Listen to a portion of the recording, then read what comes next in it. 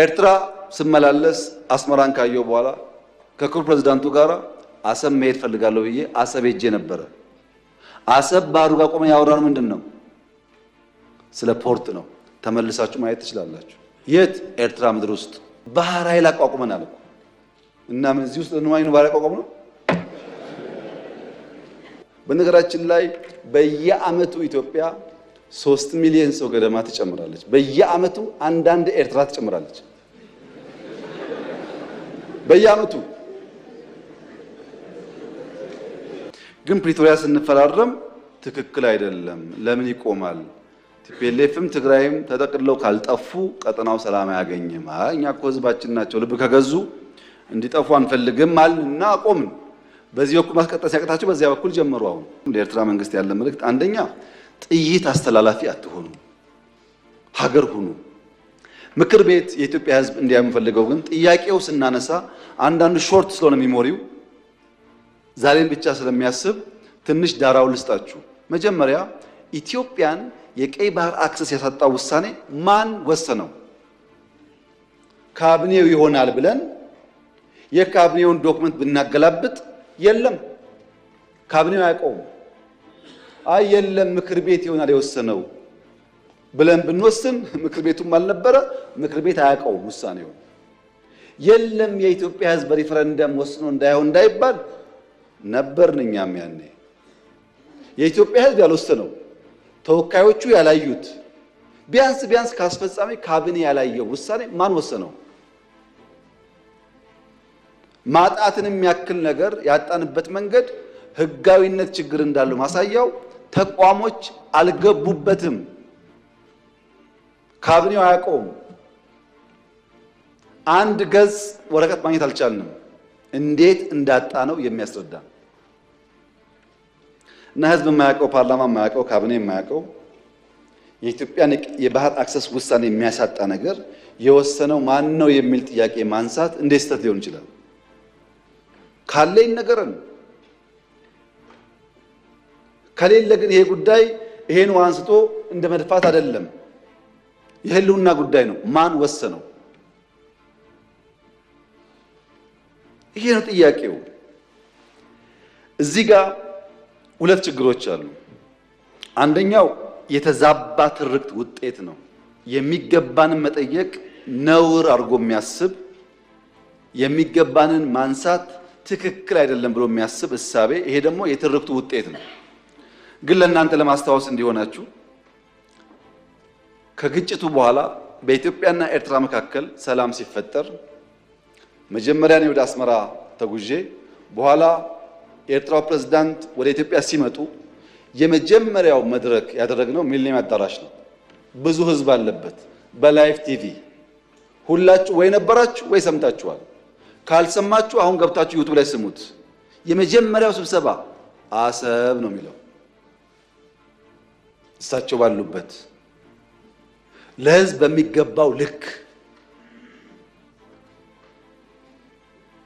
የረሳችሁን ለማስታወስ ብቻ ነው።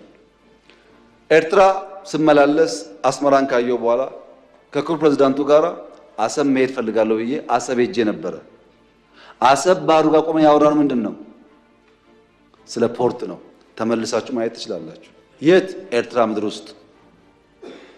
ሶስተኛ የመደመር ትውልድ መጽሐፍ ላይ በግልጽ ጂኦፖለቲክስን አስፍሬ የአሰብ ጉዳይ አስቀምጬ ለኤርትራ ባለስልጣናት በስጦታ ልኬላቸዋለሁ። ሚስጥር እኮ አይደለም፣ ያውቁታል።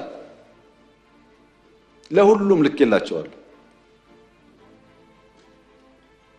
አራተኛ እናንተ የምታውቁት የዛሬ 6 ዓመት 5 ዓመት ባህር ኃይል አቋቁመናል እኮ እና ምን እዚህ ውስጥ ነው ባህር አቋቁመ ነው።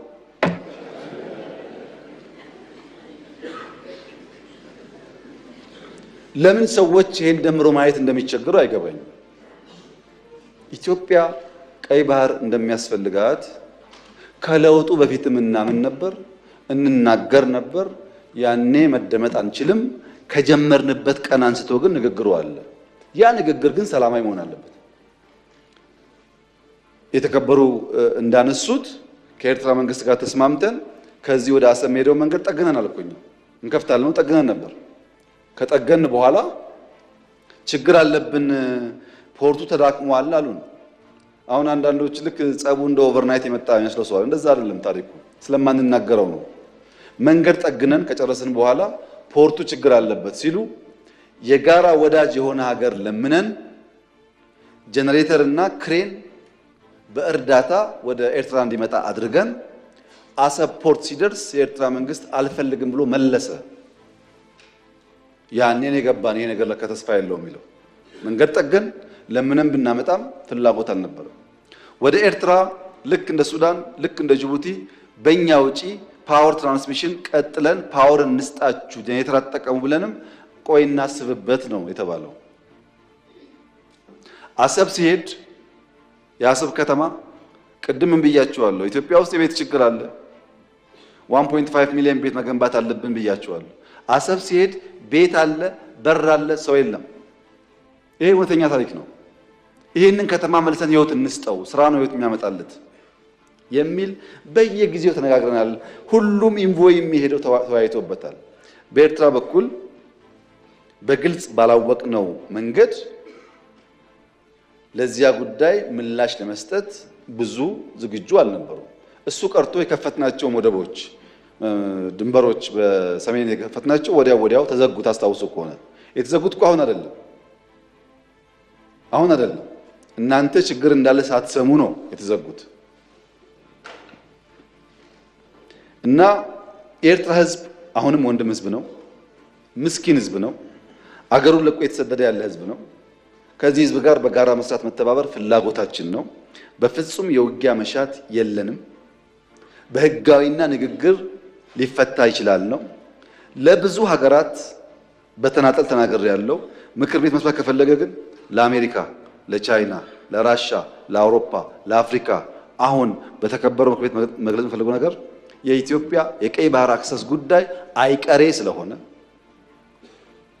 ቅድሚያ የሚሰጠው ሰላምና ንግግር ስለሆነ እባካችሁን ሸምግሉንና መፍትሄ አምጡልን።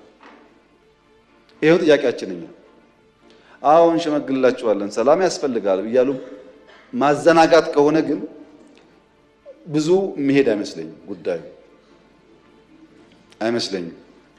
ይሄ እኔ ስለፈለጋችሁ አይደለም፣ ናቹራሊ አይሆንም ነገርየው። በአንድ ቀንም አንመልሰውም፣ በአንድ ቀንም አላጣነው። ናቹራል ሂደቱን ተከትሎ ይሄዳል። ሚሊዮን ፐርሰንት እርግጠኛ ነኝ ኢትዮጵያ ተዘግታ አትኖርም። ማንም ፈለገም አልፈለገም አትኖርም። እና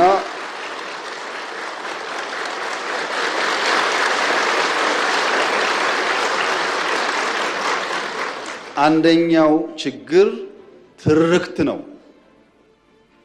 የማይገባቸውን ህግ የማይፈቅድላቸውን እንደዚህ የሚያደርግላቸውን ጠየቁ። የትኛው ህግ ከወሰደው በኋላ ነው የጠየቅነው? ትርክቱ መፈተሽ ያስፈልጋል። ሁለተኛው ኢትዮጵያ ካደገች ብሎ የሚሰጉ ሰዎች ደግሞ አሉ። ሀገራት ኢትዮጵያ ኦልሬዲ ትልቅ ናት እኮ። የት ነው የምታድገው? በአፍሪካ ሁለተኛው ትልቁ ፖፑሌሽን እኮ ናት። በዓለም እኮ 10ኛዋ ናት። ትልቅ ናት። በነገራችን ላይ በየአመቱ ኢትዮጵያ 3 ሚሊዮን ሰው ገደማ ትጨምራለች። በየአመቱ አንዳንድ ኤርትራ ትጨምራለች። በየአመቱ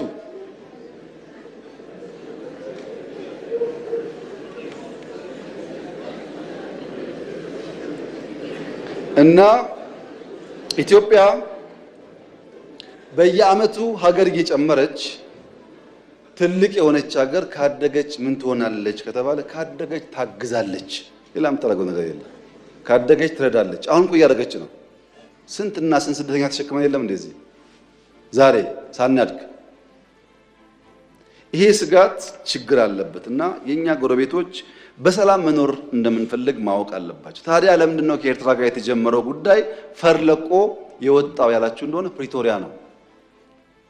በወደቡም ስለምን ነበር፣ በልማቱም ስለምን ነበር፣ ስንለማመጥ ነበር፣ በጣም ስንለምን ነበር። ከዛ ነገ ይሆናል ብለን ግን ፕሪቶሪያ ስንፈራረም ትክክል አይደለም። ለምን ይቆማል? ቲፒኤልኤፍም ትግራይም ተጠቅልለው ካልጠፉ ቀጠናው ሰላም አያገኝም። እኛ እኮ ህዝባችን ናቸው ልብ ከገዙ እንዲጠፉ አንፈልግም አልንና አቆምን። በዚህ በኩል ማስቀጠል ሲያቅታቸው በዚያ በኩል ጀመሩ። አሁን ዋና ጉዳይ ጭቅጭቅ ውስጥ ግቡ ነው። ሳትዋጉ አትቀመጡ ነው። የኛ መልእክት ለኤርትራ መንግስት፣ ኤርትራውያን ወንድሞቻችን ናቸው፣ ከነሱ ጋር ውጊያ አንፈልግም። ለኤርትራ መንግስት ያለ መልእክት አንደኛ ጥይት አስተላላፊ አትሆኑ፣ ሀገር ሁኑ። ወደ ጎረቤት ሀገር ጥይት ማስተላለፍ ጥሩ አይደለም። አባይም ጸባይ ገዝቷል፣ የኛም ሽፍቶች ጸባይ ይገዛሉ እና አንድ ቀን ጥይት ሳመላልስ ብሎ ታሪክ ስለሚናገሩ ጥይት ማቀባበል ቢቀርባችሁ። ስለማናቅ አይደለም፣ እናያችኋለን። ህገወጥ የሰዎች ዝውውር ቢቀር። ተጨናንቀናል። ከተማ ውስጥም እንደምታዩት የሚመጣ ሰው ካለ በህጋዊ መንገድ ቢመጣ። ህገወጥ ንግድ ቢቀር፣ ፎርጅድ ብር ቢቀር፣ አሜሪካ አስቀምጣቸው የምትሰሯቸው ብላክ ማርኬት ማሳደግ ቢቀር፣ እንደ ጎረቤት ብንተሳሰብ፣